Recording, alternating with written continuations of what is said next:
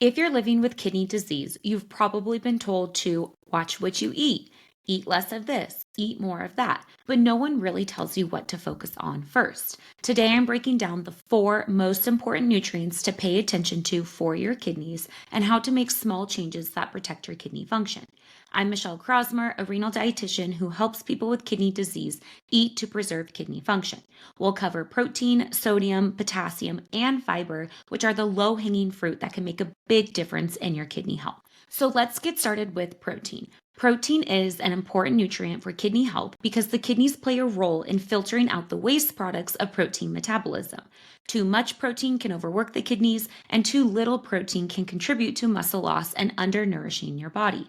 A person's protein needs are dependent on their stage of kidney disease, their age, their body composition, their physical activity level, the presence of proteinuria, and other comorbidities that they may be dealing with.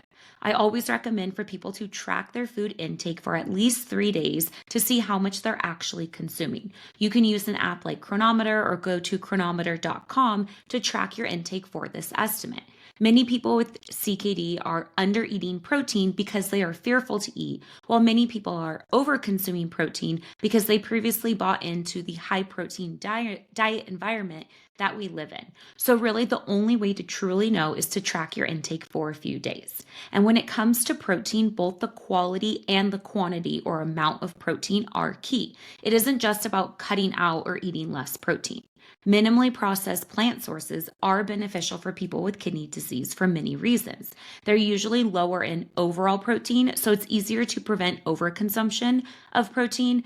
Plant proteins also have a lower potential renal acid load compared to meat and animal protein, so they help to keep the overall diet more alkaline versus acid forming.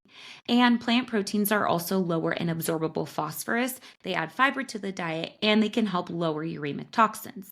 Despite all these great benefits of plant proteins, people with CKD don't have to necessarily follow a 100% plant-based or vegan diet. A lot comes down to eating the right amount for your kidney health and pairing the protein sources with other foods that help lower the burden on the kidneys. Swapping some animal protein with plant sources, like swapping tofu for chicken or beans or lentils instead of ground meat in a recipe, or simply using less protein in a recipe can really make a big difference. Protein is such an important piece of protecting your kidney function, and honestly, it's where I see the most people struggle. You don't want to rely on generic advice of eat 3 ounces of protein a day. That's not individualized, it's not specific, and it really doesn't even make sense. 3 ounces of animal protein, 3 ounces total protein. How many grams does that even translate to? That is exactly why I created my kidney-friendly protein plan program. I'll share more about that later in the video, but you can get more information on it in the caption section of this video. Now let's talk about sodium and your kidney health. So here's what to know. Too much sodium can contribute to high blood pressure and fluid retention, which causes more stress on the kidneys. Most people are consuming higher amounts of sodium than what is recommended for the general population, which is about 2,300 milligrams of sodium per day. And most people with CKD consume higher amounts than what is recommended for kidney health, which is about 1,500 to 2,000 milligrams per day. If you notice, the general guidelines aren't far off from the CKD guidelines. And also, a no or as low as possible sodium diet is not recommended. We do need some sodium in our diet. It's just that most people are over consuming it. And they're not over consuming it from home cooked meals that they add some salt to. They're over consuming it in the form of packaged food and restaurant food.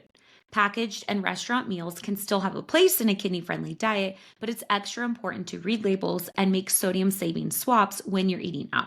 This leaves more room for tasty, flavorful dishes that you can make at home and still add some salt to it. So here are some practical tips. 1, look for low sodium on the food label. This means the sodium has to be 140 milligrams of sodium or less per serving. If you're using any canned food, just make sure to rinse and drain it. It's totally fine to use convenience foods like canned beans and veggies. Drain and rinse them first, and that'll remove about 50% of the sodium. And when you are eating out, try to look up the nutrition information ahead of time if it's available. You can also ask for sauces or dressings to be on the side, ask for no salt to be added to your meal, and choose steamed or baked cooking methods over fried. And when you are cooking at home, add tons of flavor with herbs, spices, citrus, vinegar. These will enhance the smaller amount of salt that you might be using in your cooking. Let's now dive into potassium. There's a lot of confusion around this nutrient. So, potassium is important for heart and muscle function, and not everyone with CKD needs to limit it. I repeat that. Not everyone with chronic kidney disease needs to or should limit potassium in their diet. Potassium is protective and it helps lower blood pressure, which is very important for kidney health. How much potassium you eat in your diet is going to depend on your blood levels. If potassium is consistently high in your blood work, there are two important things to know. One, you should work with your doctor to discuss and rule out any non-dietary reasons that your potassium could be high. This could be from certain medications you might be taking. It could be from the presence of metabolic acidosis, from poor blood sugar control, from chronic constipation. There are many things. And number two, if you do need to limit potassium in your diet, then it's important to know that low doesn't mean no potassium. A low potassium diet is usually about 2,000 up to about 3,000 milligrams of potassium for the entire day. And that amount will vary depending on the individual. So this by no means that you should stop eating healthy plant foods that contain potassium. You may just need to choose lower potassium options like berries, apples, pears, cucumber, green beans, kale, chickpeas, tofu, farro, wild rice, walnuts, pecans over those higher potassium foods. Or you might just need to have a smaller portion and frequency of the higher potassium foods that you love. Half of a banana instead of a full one, a quarter of an avocado instead of half a one, or double boil your potatoes and only eat half of the potato are examples of that.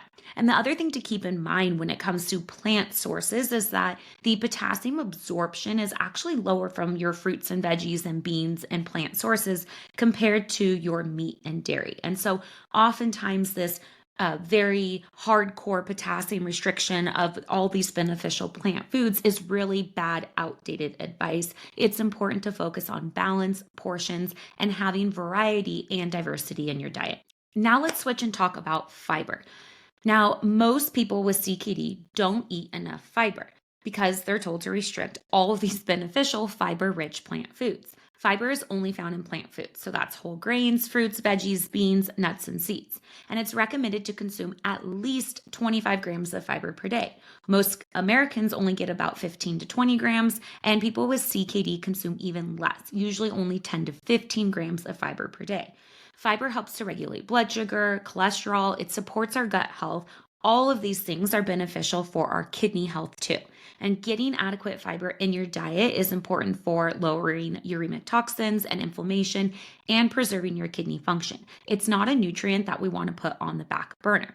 So what are some practical tips? I first of all have a whole video on fiber that you can check out. But in short, you want to start slow. You can't go from eating a low fiber diet one day to a high fiber diet the next. Your gut will be mad at you and you will think that you can't tolerate eating fruits and veggies and beans. But really, you just need to slow down, do less, and then increase it over time. You can try to add a tablespoon of chia seeds to your oatmeal, your smoothie, your yogurt. This adds 4 grams of fiber. Or add a quarter cup of beans to your salad, your wrap, or your bowl. This adds also 4 grams of fiber. You can eat a medium apple, which is about 4 grams of fiber, or you could switch from a white grain like white rice to farro or barley. A half a cup cooked is about 3 to 4 grams of fiber. The little things truly add up throughout the day. And also, as you eat more fiber, make sure you're drinking plenty of water and getting some daily movement or exercise. All of these things help to move your poop right along. If you're on dialysis or you have a fluid restriction, just work with your renal dietitian for more specific recommendations on fiber. So in summary, if you're just starting to make changes, focus on these 4 first: protein, sodium, potassium, and fiber.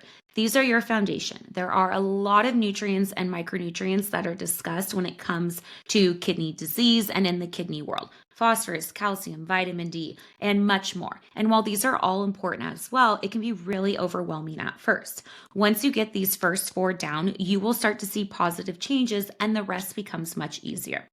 And as I mentioned earlier, I have a full program that dives into protein and kidney health. It's called the Kidney Friendly Protein Plan.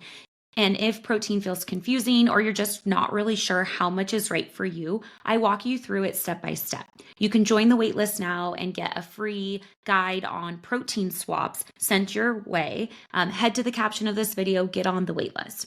Really sum it all up again. These are the 4 most important nutrients for kidney health that you should focus on if you have kidney disease: protein, sodium, potassium, and fiber.